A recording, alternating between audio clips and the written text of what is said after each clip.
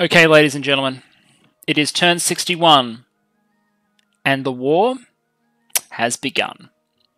The war, that is, against our former erstwhile allies, Sarmatia and Hinnom. And unfortunately as well, but we didn't actually attack them this turn. Let's deal with the fronts one at a time. Events list first. I empowered another Lich in Air. This means we will have Wailing Winds on our home front. Wolven Winter to reduce the temperature of the province that we will be fighting in. Teleporting in our heroes. Wishing for magical gems again. More freezing. More liches. A Troll King's Court in the actual province itself, which is important. And a failed lure. And that's annoying. I'll talk about that in a moment. That's a problem.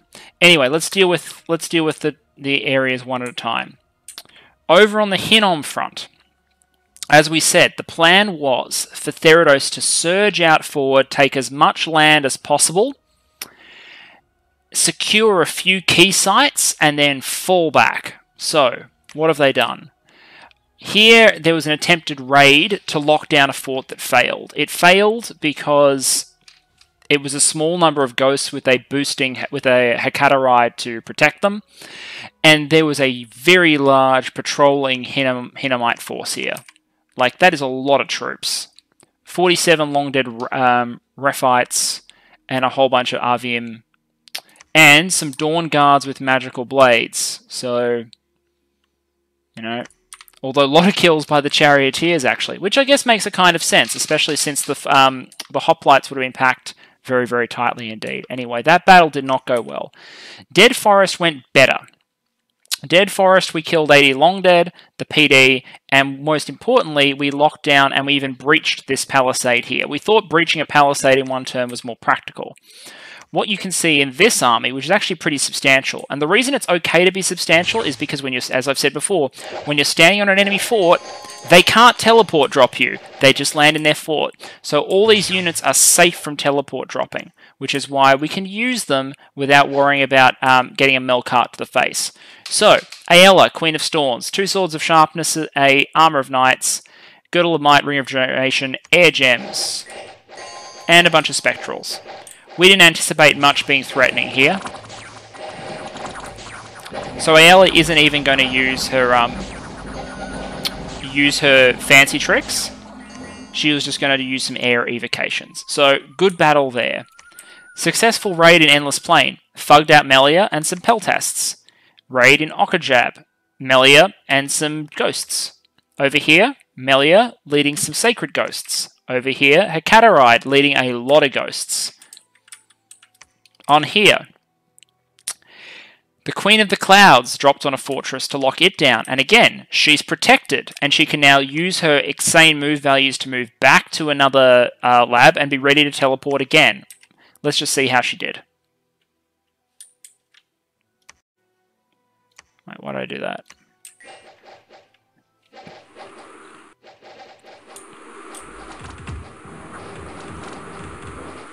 And she's just going to summon shit at them, I'm pretty sure.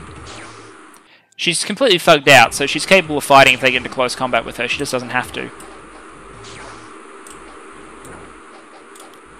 Air Elemental is annoying the shit out of everyone.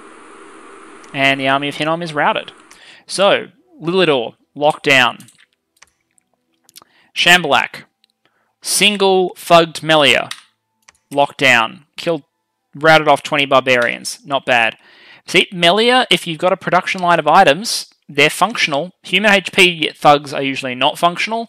They kind of do the job against very light PD. Curtain Wall, raided, which turns out to be handy because it means that this army cannot make it to... Oh, it probably wouldn't have had 21 move. I was going to say they can't make it to relieve Lunker in one turn. Either way, useful. And that army can now, as it needs, flee in any direction it needs. Yellow Mountain, again, Ghost and Melia. Securing all these gems, securing some gold income, locking off, and as I said, just creating some strategic depth from which to defend. We can see there's a bunch of devils here.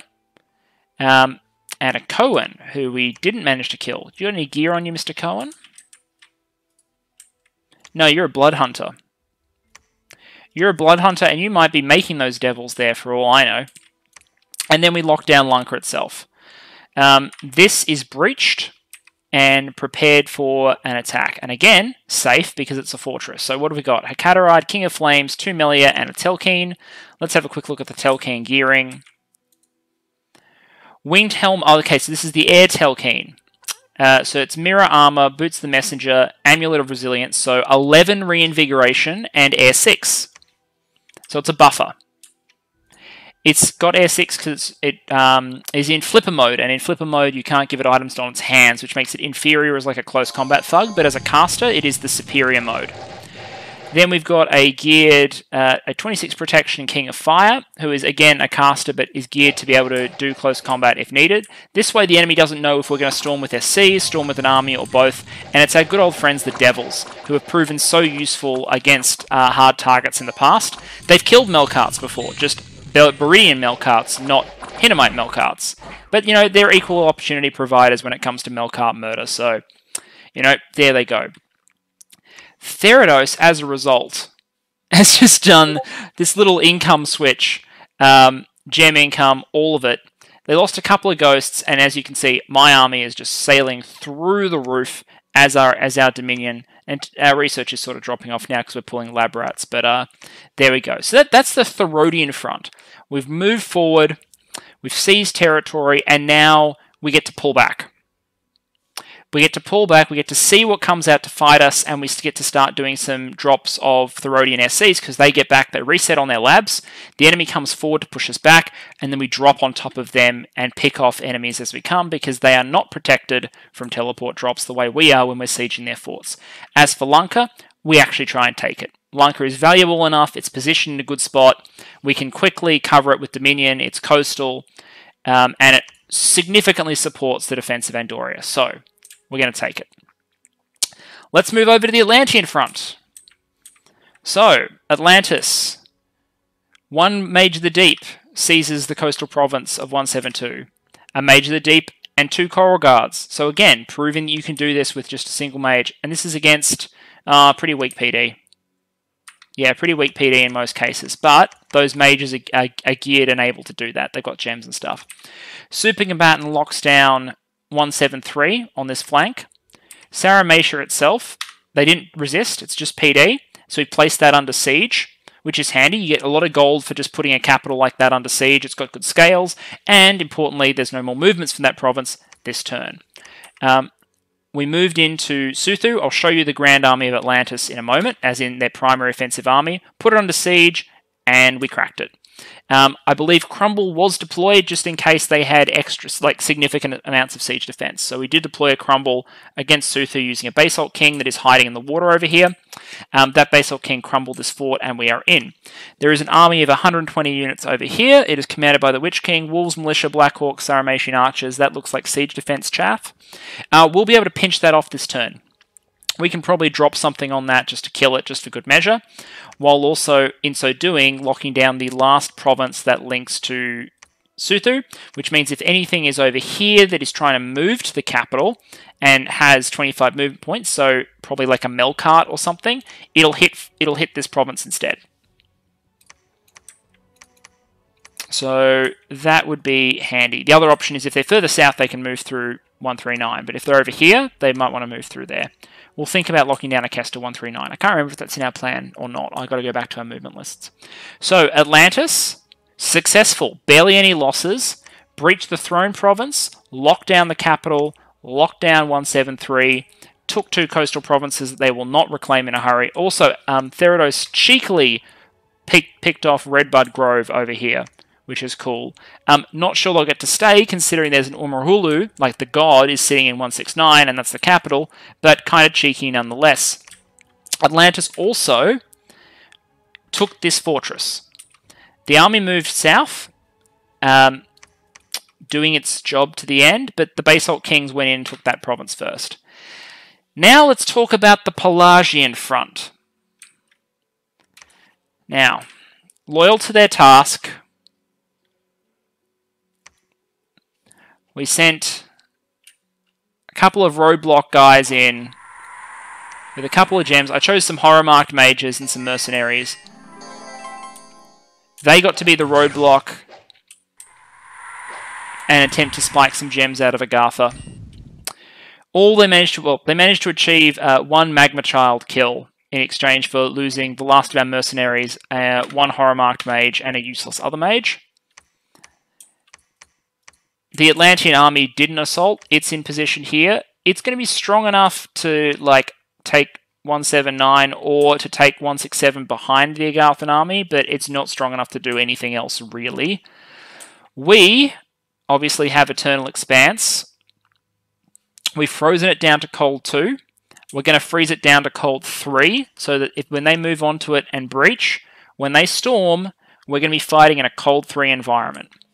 Against this army in cold 3, I think despite being larger, this is probably the weaker of the Agarthan armies, because it doesn't have quite as much good magic in it, and it doesn't have the Mercury elementals. And this is by far our stronger army, so this is the battle I feel better about. It's handy to have an Atlantean fort by our side. This was meant to be handed over to Therodos, but because there was still an Atlantean unit there, we've handed it over to Atlantis instead. Get that right if you're playing Disciples games. This means Mr. Raintime, the Telkeen, cannot use that lab to teleport. So Mr. Raintime is going on foot.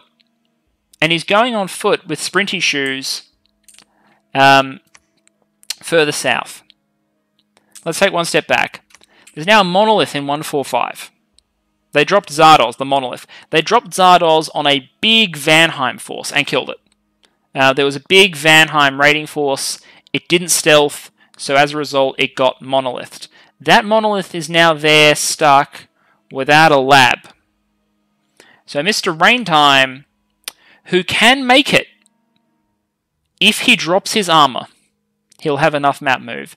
If Mr. Raintime throws away his armor and runs to 145 across the hostile province of 17 with his 30 map move, he can try and fight the monolith. And we've done some testing, and he kills the monolith about 30% of the time in testing. So we're going to have a go. We're going to try and kill Zardoz and take their bless offline, which would be really cool. So yeah, we will try and murder Zardoz. I can't imagine there are many Agarthan priests left. There are no Beridian priests. Machaka won't have a bunch of priests. Resurrecting might not be easy for them. So we're just going to send Mr. Raintime Naruto running to Province 145 to try and cut the monolith apart with some very large swords. Over here, Atlantis murdered a small Agarthan force that was off to the side, presumably trying to hold their flanks. An attempt to scout here reveals that there's only really PD, and there's some living statues over here. This province, I think, needs to be retaken. So does this one. And I'm going to talk to Atlantis and Vanheim about doing that. I might even have to send some resources myself, because I don't want any of the provinces around. I want this big fight to be decisive. Either we win or we lose. And if we win, I want the army to die, their army to die. And if we lose, I don't want our army to die. I want our army to have somewhere to flee. That means taking provinces around it. So here we go.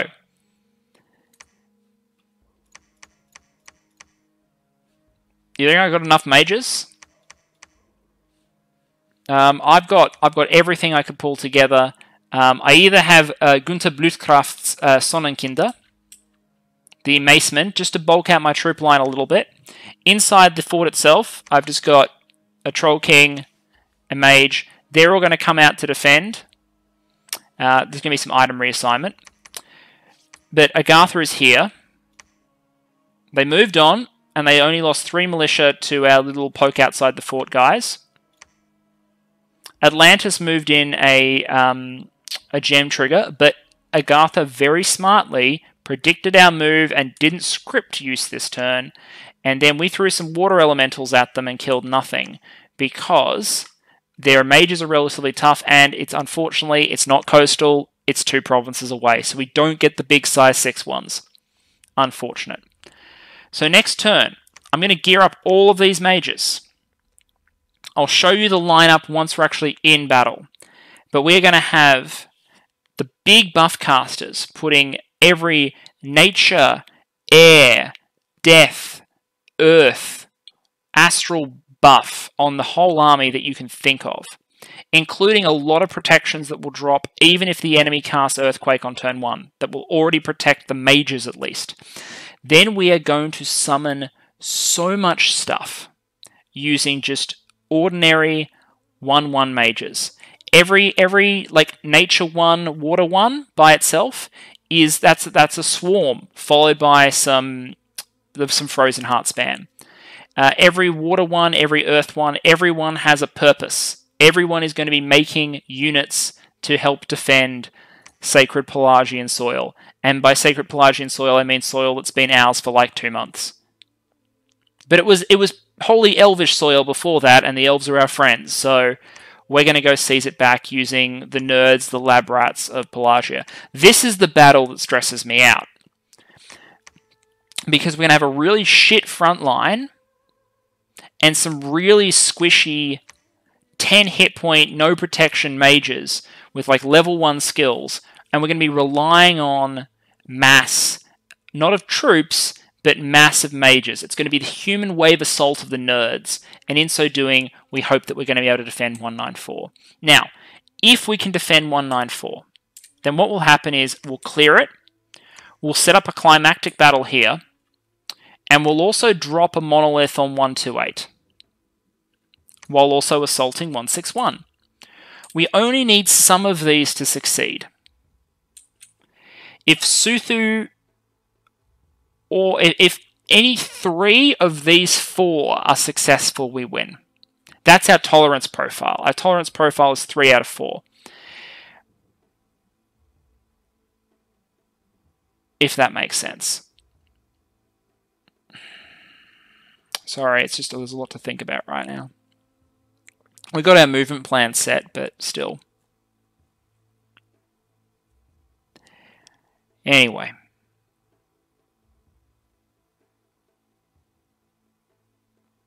It's been a big game. The economy is purring. I've got 227 pearls to begin this turn, right? Like I'm a good place economically. I'm making 104. I made 145 from Nexus. I run about 100 gems net profit off the Wish, off SSG 73. That's 275 gems just off the top, just from what SSG 73 has brought to this game. But there's going to be some dicey battles now, and there will be some inevitable counterattacks. We should expect to have super combatants and everything rolling in on us. I don't know if we're going to be dropped with like gate cleaver drops. That's what people will be pulling together, because by now their team will know, if they didn't know before, that we're going for it. Everyone will know. And as soon as the Pangeans and co can legally move, you can bet that they'll be legally moving in as well. Anyway. I hope you're ready for some dramatic battles next turn, because there'll be a couple, one way or the other. And Pelagia at 194 will finally get to test its mettle. See you then. Okay, it's turn 62, and I hope you guys are ready for a bumpy ride of emotional ups and downs. I'm going to dump straight into the big bit, the big dramatic battle for Pelagia, because I'm making the videos, and that means the rest of my team's amazing exploits get to come second and third. But I couldn't. This game would not have been the same without those guys. Agartha juked us. They didn't storm our throne. They juked us to one side to attack us at TNN, knowing what we were likely trying to do. So they wouldn't have to fight what was in the fort, they'd only have to fight what was on TNN. And then presumably they were going to assault next turn either with what was left, or they'd double back and kill us. Either way, they decided that destroying the army first was what they needed to do. So, as a result, there was a battle in Tirnanog. On the fields outside the capital of our erstwhile ally. Now, because the battle happened on TNN, it meant that basically none of our troops were here, because they were in the throne province. So we've got the Sonnenkinder, and we've got our PD. And other than that, we've just got mages. Lots and lots and lots of mages. And over here, we've got the Agarthan Death Stack, living statues, Mercuries, ancient ones, summons, lots of point buffers, our big mages, our sages, everything. For me, the mages have been arrayed in combat line formation. In the front, lots and lots and lots and lots and lots of minor casters. Nature, water, whatever. Behind them, mixture of slaves and even more spam casters. Behind them, some semi-important mages. This is the Astral Core and the big guys. Thalmus, rocking Water 5, Air 4. Why you gotta be so old? At Astral 5, Fire 3. Our Nature 4, Sea Stag. Our Nature 3, Sea Stag. Mass Regen, the Great Bear. No prizes for guessing what Mass Regen the Great Bear is going to cast. More mages, rearguard, and at the back, even more shitty spam mages. Ladies and gentlemen, let's go. Although, before we begin, I would like to point out that, let's just find it.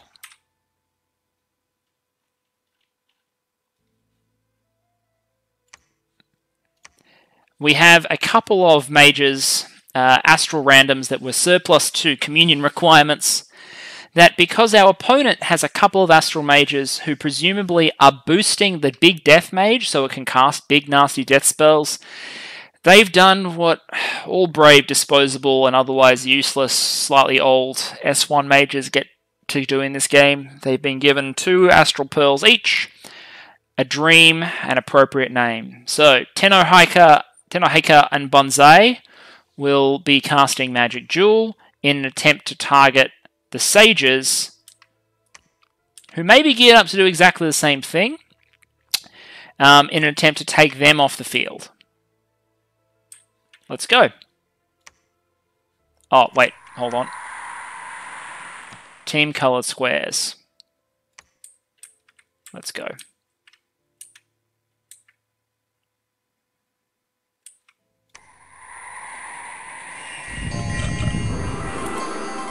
Buffs going down, initial volleys out. Okay, Earthquake has fired, but by the time Earthquake had fired, I'm pretty sure we were already fogged and mass protection. Why would I mass protection if my original plan was to use heavier buffs as well? Because mass protection casts quicker than Earthquake. Natural Rain is down, and Relief is up. So we're partly protected against Rigor Mortis. There go the swarms and the water elementals. The enemy has now cast Darkness. You can see I've got a lot of little lesser air elementals in the back line. There'll be lots of little bugs as well. But really, there goes the bugs from all the nature ones casting Swarm. All of our water elementals. And when I say all of our water elementals, I mean all of our, all of our water elementals. And their job is to fight the Mercuries, because they can't be poisoned. So, our summons are now in the front line. They're clogging up and gumming up the Agarthan works, and the name of the game here is to keep the Agarthan units away from the mage line at all costs. My units are not that resistant to life-draining umbrals, but they're something.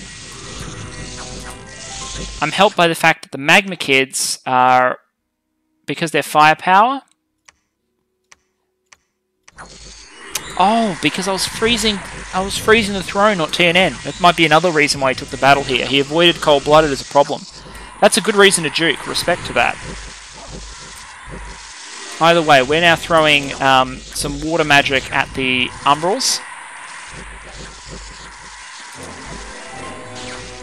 Our units are now artisanally crafting Phantasmal Warriors. In the case of the air randoms, the other randoms are just casting individual buffs, and the high-level water mages are throwing things like Cleansing Waters.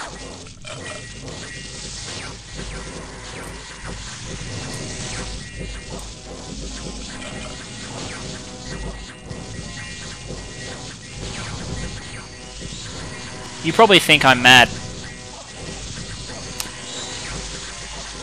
The stack that completely demolished Arushian force, and my plan is to face it using a whole bunch of, like, noobs. Water 1s with water bracelets to take them up to water 2, and then an extra gem so they can do full-size water elementals. I had like 12 of them. At this stage, our front line is starting to deplete, but at the same time, their units, you know, not all of them are in great shape, right?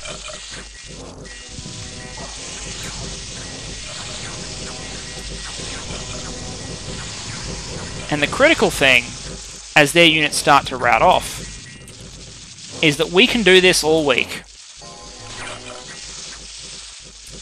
Our Howcaster was unfortunately in the fort, but through the power of Phantasmal Warrior, Water Elemental, and everything else spam, we're actually getting there.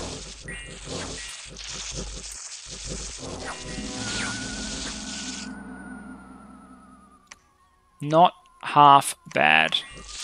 The Turtle Warriors are now engaged.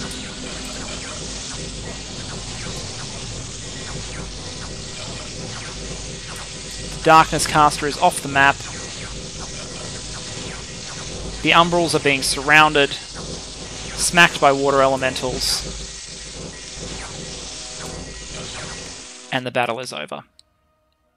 So, in the Battle of Tir na Nog, we killed an Ancient Lord, an Earth Reader, only one, 2 Sages, thanks to Tenai Heikar and Bonsai, and then we decimated the troop lineup. All of the living statues, all of the living Mercuries, all of the Magma Children, most of the Penumbrals, almost all of the Seal Guard, almost all of the Umbrals. Like, we decimated the lineup. In exchange, we lost all of our mercenaries. I don't really care. We captured some Penumbrals and Umbrals. We lost 3 Turtle Warriors. We lost 1 Pelagian Explorer. We burned 5 Pearl Mages, 4 of which were in our communion and 1 which died randomly, and we lost a Cynocephalian Shaman and our PD. However,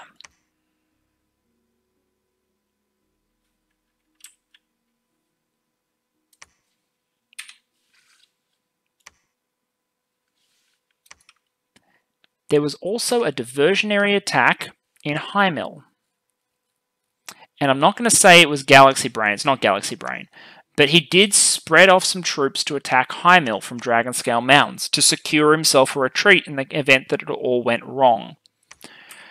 I sent in a Pearl King, because it was all that I bloody had that could reach it in time. Anyway, I just got a Pearl King and I gave it some gems, and told it to use Creeping Doom and Water Elementals. And that was enough to see off the threat. It was a huge risk of an asset, but there was only so much you could point at the target. So, surrounded, eliminated. Total actual Agarthan losses. 14 Earth Readers, a Jade Priestess, 2 Sorceresses, a Sage, 2 fully geared Subterranean Oracles of Fire, an Oracle of the Dead, and all of this stuff. Total Mage Core wipeout.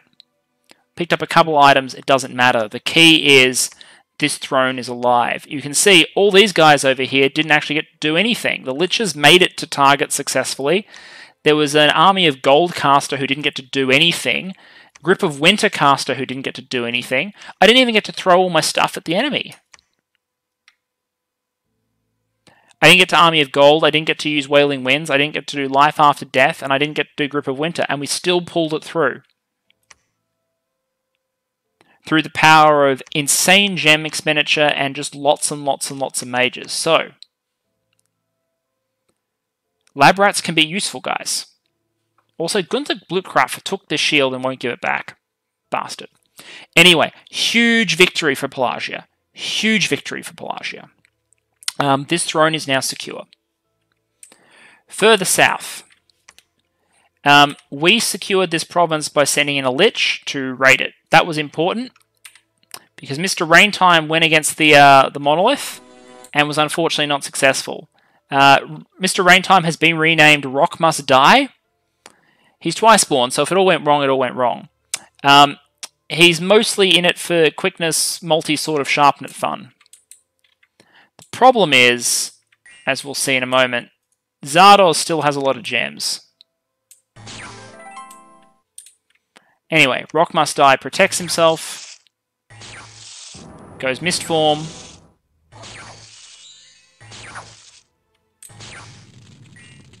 Quickens himself. Phoenix Pyres. And off we go. The problem is the bugs do take up a lot of his time, unfortunately. But he chops the way through eventually. Fire Elemental, not a problem.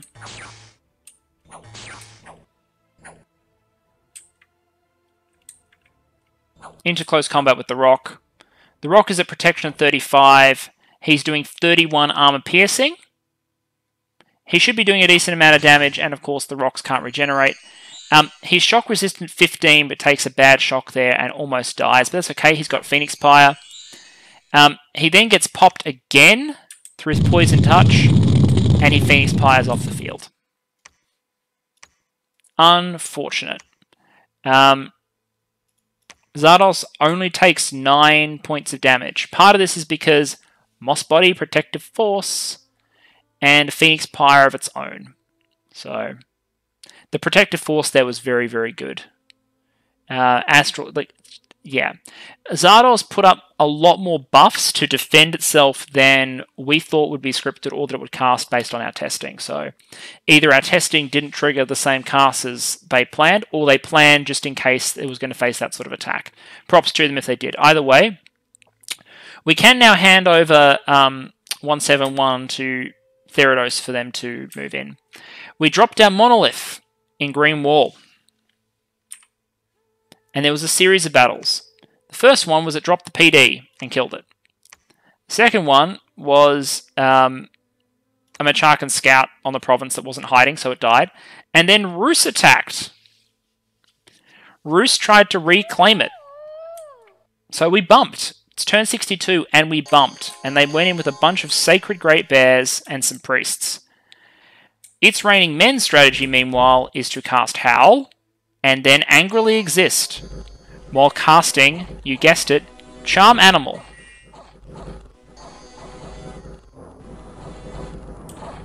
So you just watch as individual bears change sides. And there's no way at 20 damage that the bears are going to get through. They'll regenerate and stuff. But they won't be able to hurt it. So, we win that battle. And then, due to poor communication because of the deep classifications involved, a Vanyarl hits us and we kill the Vanyarl too. But he kills the one bear that we took. Anyway, Green Wall, secure. In Suthu, however, and if we had taken Suthu, this game would be over. But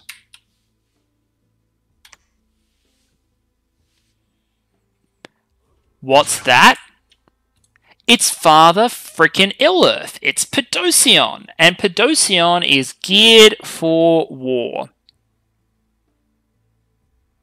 It's not a super good kit, but Pedocion wasn't meant to be here. We didn't see him in the fort. He must have.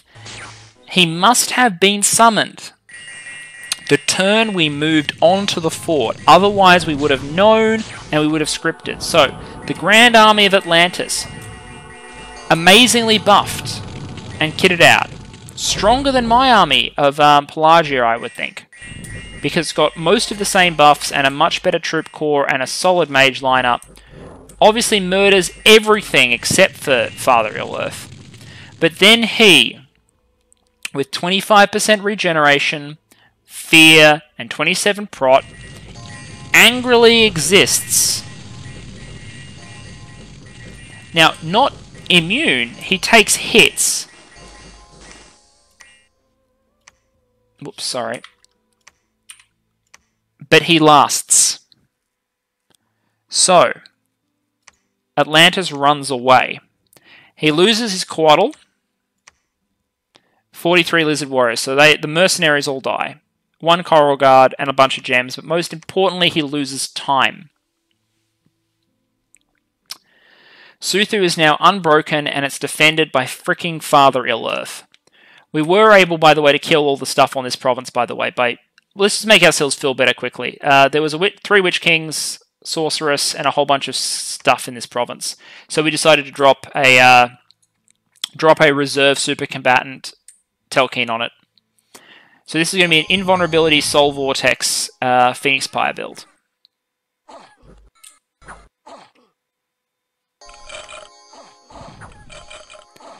And of course he's poisoning everything around him. As you can imagine, this is not going to end well for any of the things that are fighting him. So just like that, rip. 3 Witch Kings and a Sorceress and a province taken. Well done. So that's really, really good. It's really, really good. We also repelled an offensive in Whalewind Waters. Came underwater with just their merman.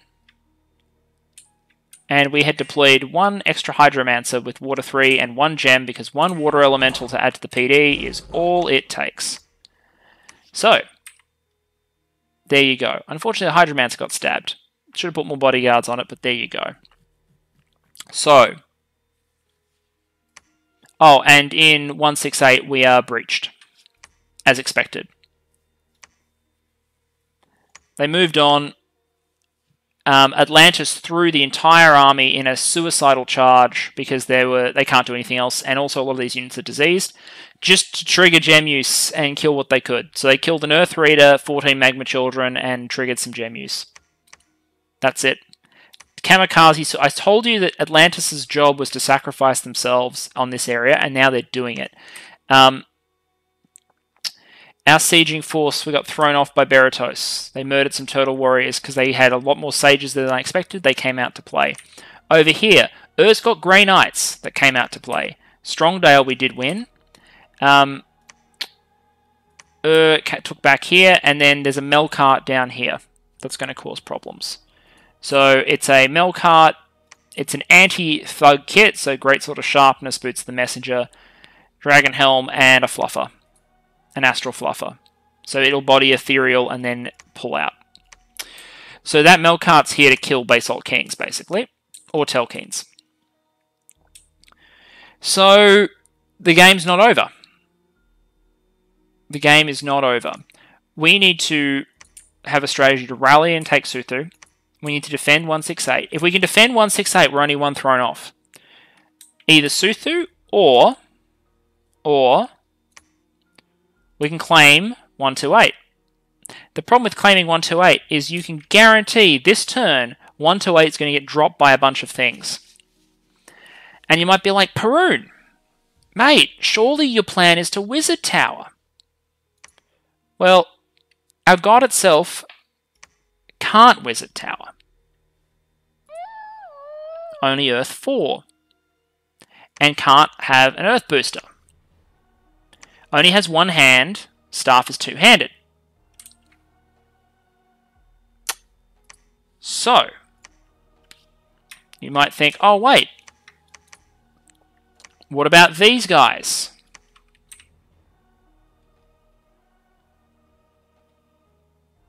There we are, Wizard's Tower. Okay, if I have enough, let's quickly alchemize. Actually, no, he's carrying gems. Doesn't need to be carrying gems.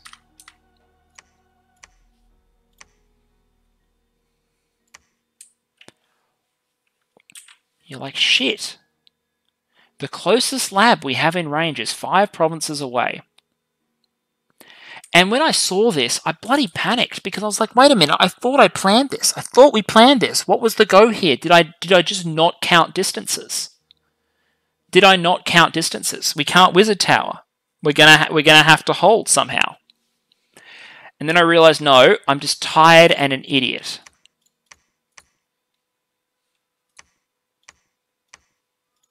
And I've just buzzed everyone else on Discord to tell them I remembered this. So I know you're probably laughing at me, Barlin and Phaonix, for when I finally remembered this. I'm not sure they've seen that message yet, but anyway.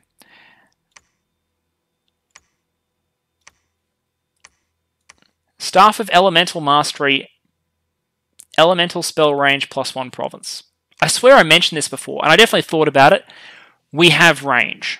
So, Green Wall will be claimed, and Green Wall will hold. Which means everything comes down to the Battle of Eternal Expanse. If we can hold Eternal Expanse, we got this. We got this. Other options. Ill Earth is a problem in Suthu. We can move back on and we can crumble and re-crack that fort. I'm considering wishing for Father Ill Earth. We've got the gems. If I switch SSG from wishing to gems to wishing for Father Ill Earth, what will happen is Father Ill Earth will teleport and will end up here in our lake. Because we don't get him. Normally you would get him if no one summoned him, but someone has summoned him.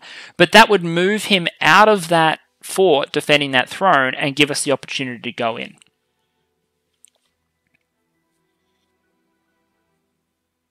So that's definitely an option.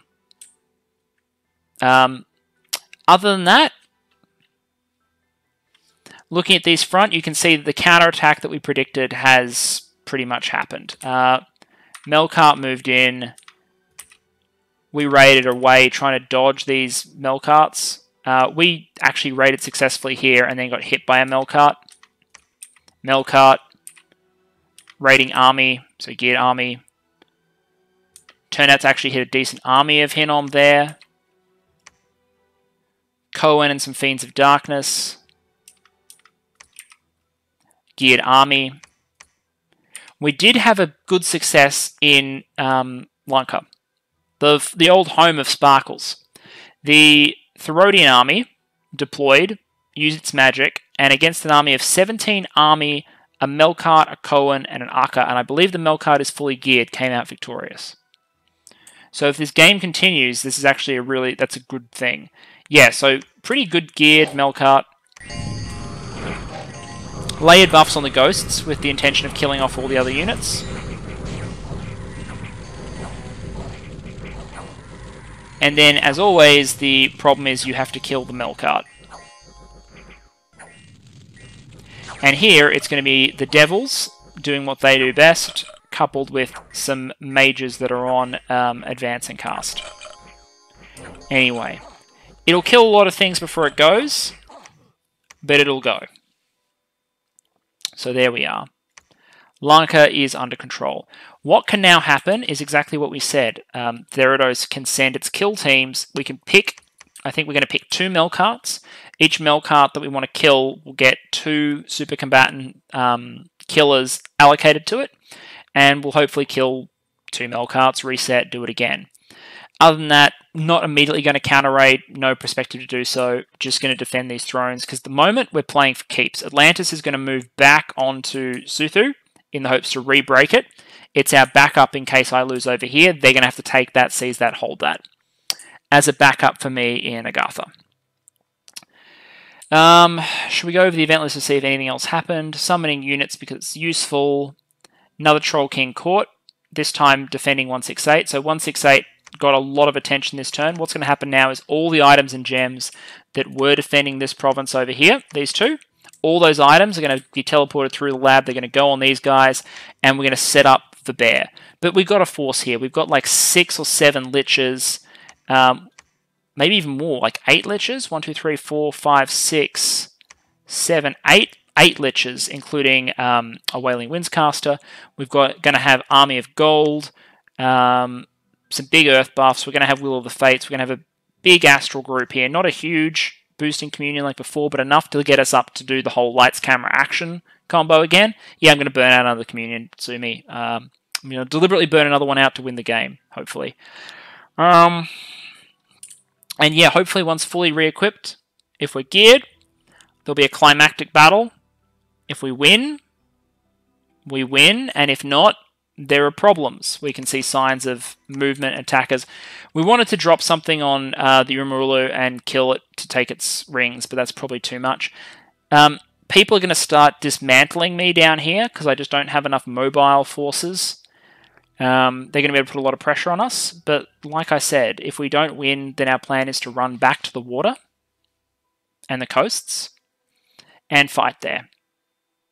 Either way, I think you'll agree that this little blitzkrieg, by the underwater tide, look, it's been pretty well planned, it's been executed. Therodos did like fantastic job against Hinnom so far. Like just taking Lanka, moving forward, then pulling all their SCs in, drawing them out for us, just great. Atlantis, if it wasn't for the fact that Father Ill-Earth was there, that would have been a perfectly executed move and rush there, and I couldn't be doing what I'm doing down here if it wasn't for Balansdalen being willing to sacrifice his shit to screen for me. And of course making the clutch contributions down here where it matters, between my first and only like deployment of someone like this in a vaguely fug-like capacity, actually just casting. And Sparkle's biggest fan, the Basalt King, at 181, doing the cutoff for the real, well, some of the real heroes for this turn. The Pelagian Research Corps, who in the Great Battle of Tien and Og stood against the undefeated army of Agartha and sent them packing, primarily using a bunch of spells at research level 5 or lower. We've had a good run. Let's hope we finish strong. See you in turn 62.